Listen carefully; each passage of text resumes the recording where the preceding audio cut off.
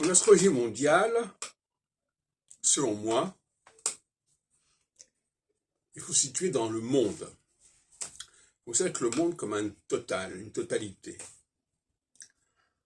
L'erreur d'André Barbeau, c'est d'avoir voulu canaliser l'astrologie mondiale, dans son domaine en tout cas, à la sphère soviétique.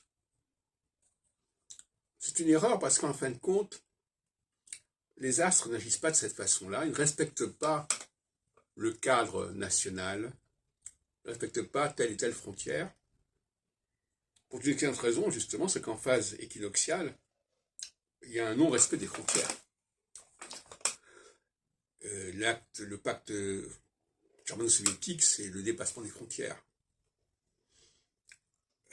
Les accords d'Oslo en 1993, c'est le dépassement des frontières.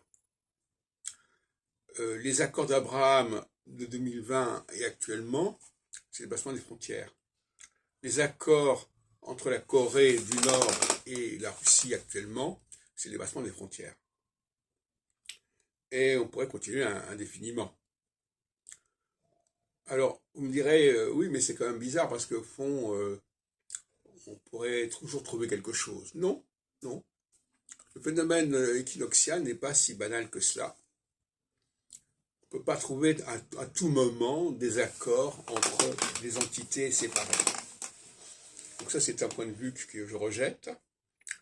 Le fait de pouvoir prouver que chaque fois qu'il y a une phase équinoxiale, il y a des alliances improbables, ou du moins qui avaient été considérées comme ne pouvant pas se réaliser dans l'immédiat, et restant dans une sorte d'expectative assez vague.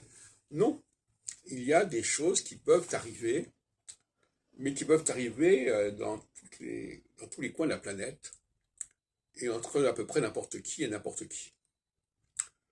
Et par conséquent, l'idée de se polariser sur une seule sphère géographique est un contresens épistémologique grave.